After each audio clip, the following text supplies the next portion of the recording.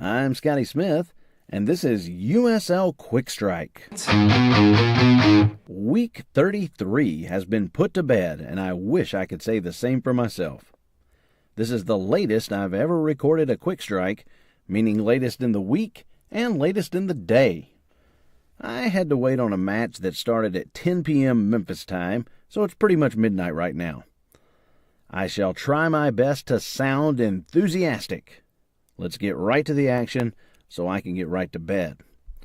Well, I've always said there's nothing quite like a Wednesday night game late in the season when your team has already been eliminated from playoff contention. Several American cities experienced just that tonight. Tacoma, Las Vegas, suburban Atlanta. In fact, St. Louis FC was the only home team with something to play for on this October Wednesday night.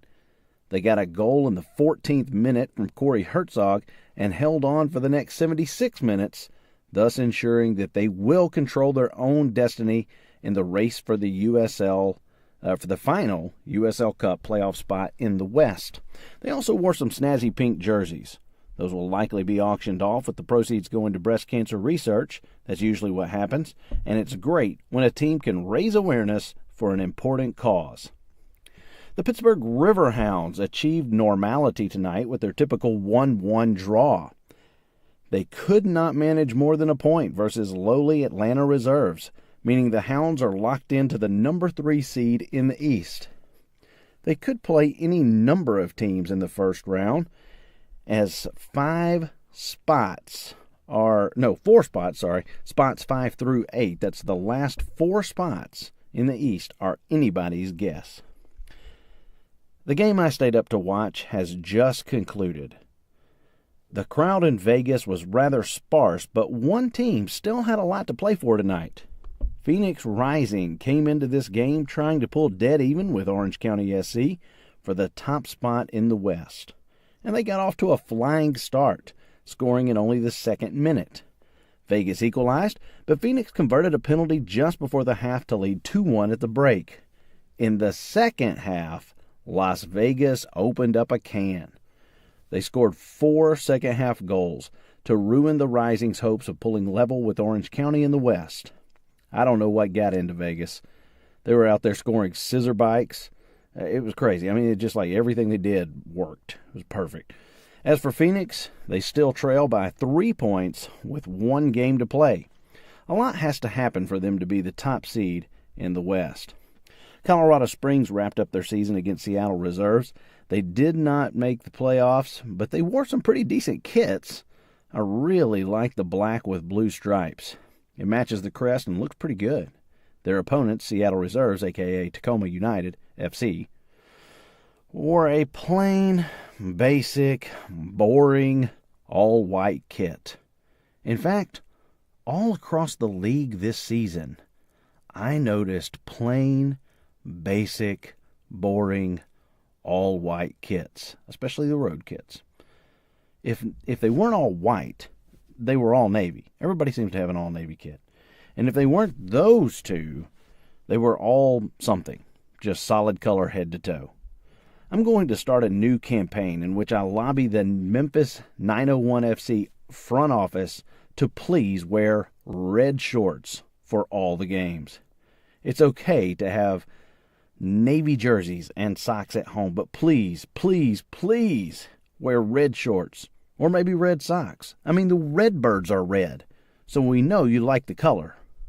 In fact, on the road kits, you might as well, since we have a neon sign as our crest, you might as well just wear whatever shade of neon fits your fancy on the day. Highlighter yellow is fine with me, but whatever. Let's not be boring. Let's be distinct. Let's stand out a bit. Hashtag red shorts for Memphis. Well, here's where we stand going into the last weekend of the season. 32 of 33 teams have 1 match remaining. Colorado Springs is the only team done for the season. The East is crazy. FCC, Louisville City, Pittsburgh, and Charleston are all pretty much locked into place. But there are 5 teams legitimately alive, and one that is sort of alive. They got a faint heartbeat. Indy is in 5th place, but could end up in 8th if they lose and the other teams win. Red Bull reserves are in 6th, Nashville 7th, Bethlehem still 8th.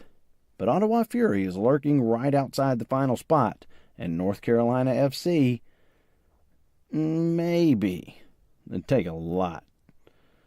Many things have to go their way, but they did put out a list on Twitter. If you go to North Carolina FC and on Twitter, they put out the whole list of things that has to happen for them to get into that 8th and final spot.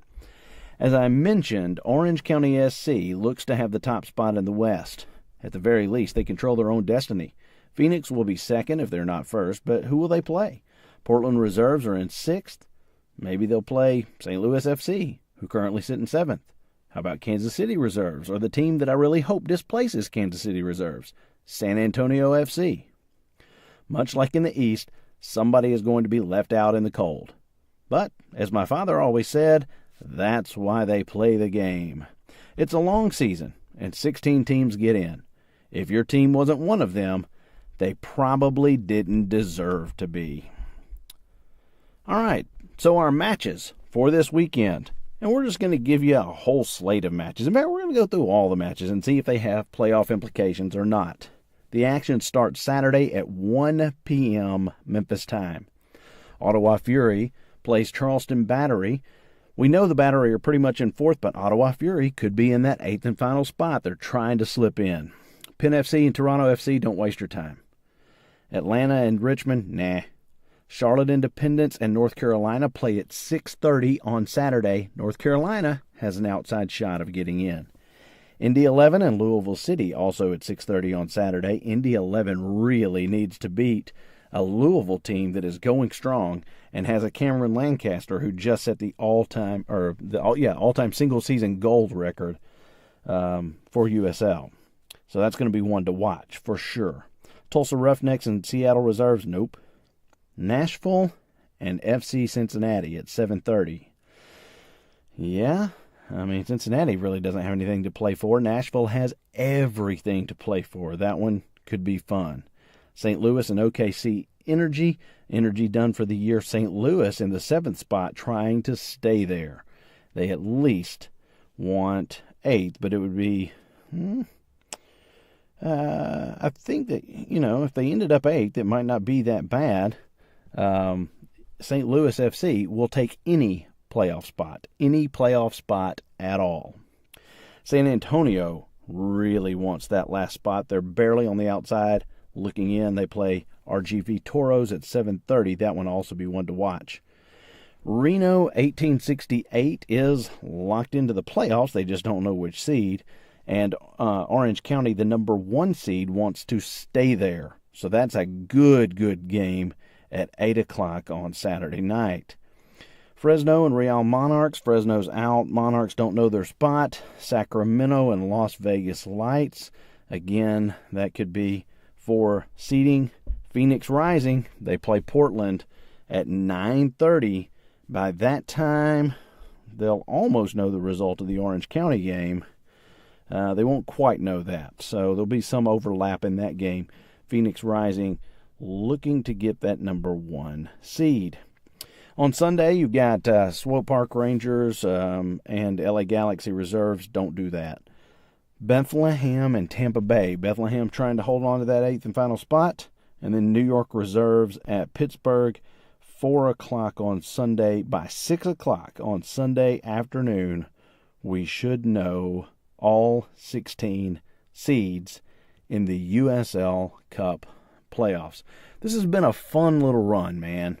I got to tell you, I've never really gotten into USL before. I mean, I've watched games, but I've never really gotten into the standings, and it's been fun to kind of hang out with you and try to figure out who is going where. Once we know, we'll come back next week and preview our playoff matchups. As always, you can stream these games on ESPN Plus or wherever you illegally pirate USL matches.